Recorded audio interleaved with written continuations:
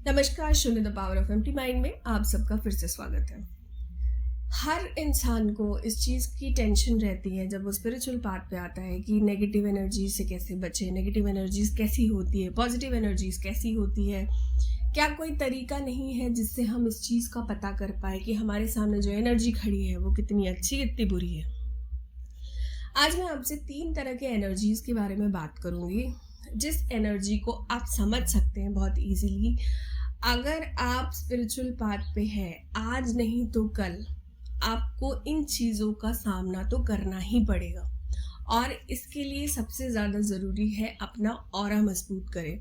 जब आपको किसी भी तरह की पॉजिटिविटी दिखने लग जाती है, अगर मैं मंत्र जाप की बात करूं, अगर आपको 2.5-3 साल हो चुके हैं मंत्र जाप करते करते और आप बिल्कुल पेशेंसफुली इस पाथ पे आगे निकल रहे हो, तो आगे बढ़ते जाइए, कोई प्रॉब्लम नहीं है। क्योंकि इनिशियल स्टेज पे ही अगर नेगेटिविटीज़ आनी होती है तो आ जाती है, बट वो भी डिपेंड करता है। अगर आप प्रोटेक्शन के साथ चलते हैं ऐसा कुछ भी नहीं होता।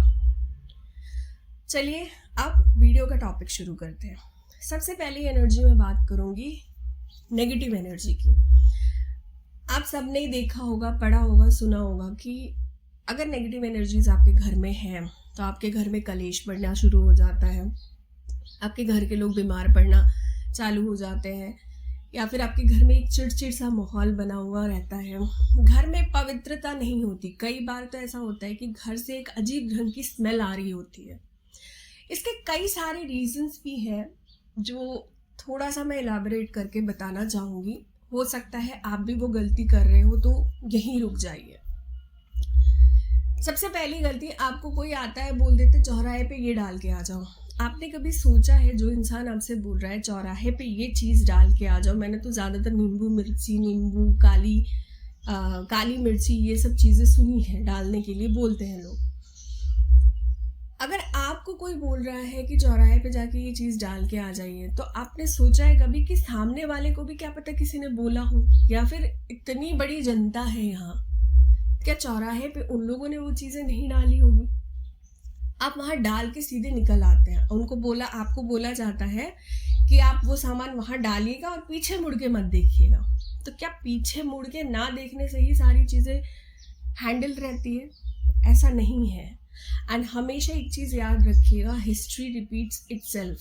कर्मा हमेशा वापस आता है। आप अगर चौराहे पे ऐसा कुछ डाल के आ रहे हैं, इसका मतलब आपकी मेंटालिटी क्या है कि अरे लोग आते जाते रहेंगे, उनके पैरों के तले ये पड़ के कुचल जाएगा, ठीक हो जाएगा। आप किसी और के लिए नेगेटिविटी क्रिएट करके आ रहे हो, तो लॉ ऑफ कर्मा आपको भी वो नेगेटिविटी से पीछा कभी नहीं छुड़ाने देगा। ठीक है, तो आप किसी और का बुरा चाहेंगे ना, तो वो बुरा आपके साथ भी होगा। कभी भी कोई भी इस तरह की चीज़ चौराहे पे डालने की गलती मत करिए। अगर आप उतारा कर रहे हैं, बच्चों की भी कई बार ज़रूरत पड़ जाती है, मैं समझ सकती हूँ, मैं खुद एक माँ हूँ। अगर ऐसी कोई चीज़ है, कर भी रहे हो आप, बहुत सारे लोग इस टाइप के रिचुअल्स फॉलो करते हैं। हफ्ते में एक बार अपने बच्चे की, या अपने घर की, या तो फिर अपने हस्बैंड की, या अपनी इस तरह से नज़र उतारते हैं, उतारा करते हैं, लेके सीधे सीधे हाइड ड्रेन में फेंक दीजिए। ड्रेन के अंदर वो वैसे ही खराब हो जाएगा, ना आप किसी तक वो चीज़ पहुंचाओगे और ना ही वो चीज़ आप तक रिटर्न आने के चांसेस रहेंगे। दूसरी चीज़ होती है, हम लोग बेडशीट हफ्ते भर चेंज नहीं करते। घर पे कुछ जगह ऐसी होती है जहाँ पे साफ सफाई नहीं हो पाती। बहुत सारे रीजंस होते हैं, ऊंचा होता है या फिर समय नहीं होता, आई कैन अंडरस्टैंड। फिर घर के दीवारों पर जाले लगे हुए हैं। देखिए, जाला साफ करना, बेडशीट एटलीस्ट हर दूसरे तीसरे दिन बदलना, ये तो आपकी रिस्पॉन्सिबिलिटी है। जहाँ तक बात रही घर को स्वच्छ और पवित्र रखने के लिए, अगर आप उस जगह को साफ नहीं कर पा रहे हैं तो एक पवित्र जल हमेशा अपने पास रखिए। उसको हफ्ते में एक दिन, जिस दिन भी आपका फ्री टाइम हो, नहा धोकर पूजा पाठ करने के बाद उस पवित्र जल को पूरे घर में फैला दीजिए, मतलब छिड़क दीजिए थोड़ा थोड़ा करके। उससे भी आपके घर की जो पॉजिटिविटी है वो बची हुई रहती है।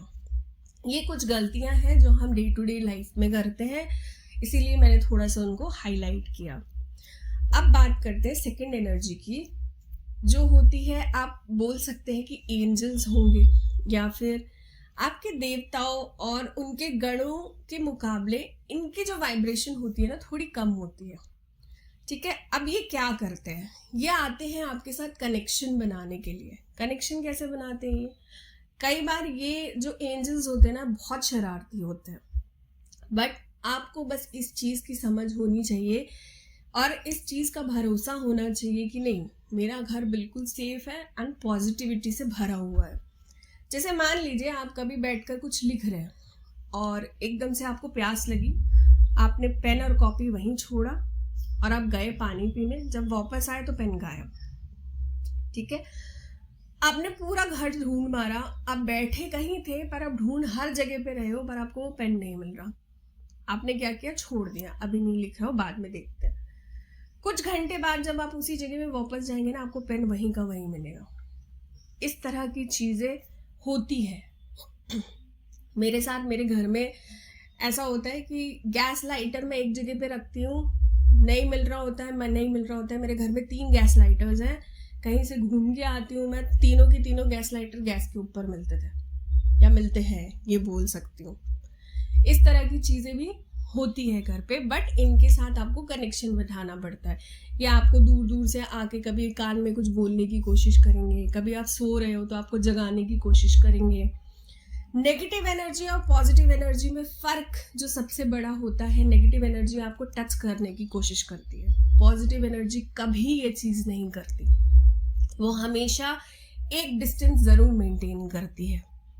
ये चीज़ अभी के लिए, आगे और वीडियो में बताती हूँ और क्या होता है। तीसरे टाइप की एनर्जी होती है, या तो फिर आपके देवता भी हो सकते हैं और या तो फिर उनके गण भी हो सकते हैं। जब ये लोग आते हैं आपके पास, अगर आप स्पिरिचुअल पाथ पे हैं, आज नहीं तो कल आपको कुछ ना कुछ इस टाइप का देखना या दिखना बहुत आम बात है। इसीलिए कहा जाता है कि आपको मेंटली, फिजिकली, इमोशनली और स्पिरिचुअली बहुत स्ट्रांग बनना पड़ता है इस पाथ पे आगे बढ़ने के लिए। अब ऐसी कोई एनर्जी एकदम से आके आपके सामने खड़ी हो गई रात को, और ये आते मोस्टली रात को 3:30, 4, 4:30 के बीच में ही है, ब्रह्म मुहूर्त जब होता है, आपके पास आके खड़ी हो गई, और वो बहुत देर तक के लिए इनिशियल स्टेज पे खड़े नहीं होते, कुछ सेकंड्स के लिए खड़े होते, चुटकी बजाते चले जाते हैं। पर ये पॉजिटिव एनर्जी आपके पास आती कैसे है? आपकी कुंडलिनी के कारण, आपके ऑरा के कारण।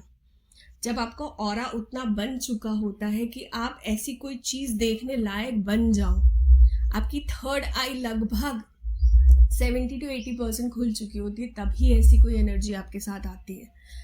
जब ऐसी कोई एनर्जी आती है ना, मैं लिटरली आपको बताऊं, आपके मूलाधार से शुरू करके आपके सहस्त्रार चक्र तक एक वाइब्रेशन इतनी स्ट्रांग होती है ना कि उस वाइब्रेशन से भी आपको लगता है ये क्या हुआ। एकदम से ना, एकदम ऐसा लगेगा कि नीचे से कोई एनर्जी ना खट से ऊपर की तरफ उठी और बाहर निकल गई। आपकी पूरी बॉडी गर्म हो जाती है, एक्सेसिव गर्म हो जाती है, जिसको उस इंसिडेंट के बाद नॉर्मलाइज होने में भी कम से कम 7 से 10 मिनट लगते हैं। ये होती है पॉजिटिव एनर्जी और नेगेटिव एनर्जी में फ़र्क। जब नेगेटिव एनर्जी आपके आसपास होती है ना, तो आपको ठंडक सी फीलिंग होती है। इसीलिए कहा जाता है जब आप कुंडलिनी प्रैक्टिस करते हो तो गर्माहट आपकी बॉडी में आनी चालू हो जाती है। एक समय के बाद आपको ऐसा लगता है कि आपकी बॉडी कहीं फीवर से तो नहीं गुजर रही। ये होता है, आप अगर फ़र्क करना चाहो तो नेगेटिव और पॉजिटिव एनर्जीज के बीच में डिफरेंशिएशन। आप में से जो भी लोग इन चीज़ों से गुजर चुके हैं या गुजर रहे हैं, आप मुझे कमेंट सेक्शन में ज़रूर बताइएगा कि आपके साथ कौन कौन से इंसिडेंट्स हुए हैं। आशा करती हूँ आज की इस वीडियो से आपने कुछ नई जानकारी ज़रूर ली होगी। चैनल को लाइक और सब्सक्राइब करना ना भूलें। फैमिली को बढ़ाते रहिए। Thank you so very much.